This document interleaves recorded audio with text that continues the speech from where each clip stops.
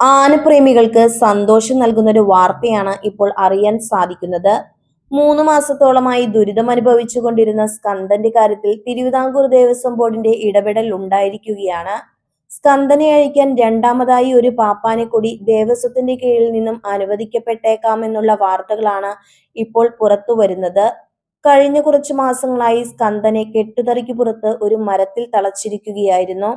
മദപ്പാടിലായിരുന്ന ആനയുടെ വറ്റുനീര് മാറുന്നതിനു മുൻപേ അഴിച്ചതിനെ തുടർന്ന് സ്കന്ദൻ രണ്ടാം പാപ്പാനായ സുനിൽകുമാറിനെ കുത്തിപ്പരിക്കേൽപ്പിക്കുകയും സുനിൽകുമാറിന് പകരം ആനയെ അഴിക്കാൻ വന്ന കണ്ടിയൂർ പ്രേംശങ്കറിന്റെ പാപ്പാൻ മുരളീധരൻ നായരെ കുത്തി കൊലപ്പെടുത്തുകയും ചെയ്തിരുന്നു. ഇതേ തുടർന്ന് ആനയെ അന്ന് സമീപത്തുള്ള ഒരു മരത്തിലാണ് തളച്ചിരുന്നത്. അന്നു തൊട്ടിന്നുവരെ വെയിലും മഴയുമേറ്റ് ഒരേ നിൽപ്പായിരുന്ന ആനയെ അഴിക്കാൻ ആരും തന്നെ മുന്നോട്ട് വന്നിരുന്നില്ല. പരാതികളും പ്രതിഷേധങ്ങളും ഒരുപാട് ഉയർന്നെങ്കിലും ദേവസ്വം ബോർഡിന്റെ ഭാഗത്തു നിന്ന് യാതൊരു പ്രതികരണവും ഉണ്ടായില്ല. ഇപ്പോൾ പ്രതിഷേധങ്ങൾക്കും പരാതികൾക്കും ഒടുവിൽ തിരുവിതാംകൂർ ദേവസ്വം ബോർഡ് സ്കന്ദനെ അഴിക്കാൻ രണ്ടാമതൊരു പാപ്പാനെ കൂടി നിയമിച്ചിരിക്കുകയാണ് എന്നുള്ള വാർത്തകളാണ് പുറത്തു വരുന്നത്. പുനലൂർ സ്വദേശിയായ ജിതിൻ രാജിനെയാണ് രണ്ടാം പാപ്പാനായി നിയമിച്ചിരിക്കുന്നത്.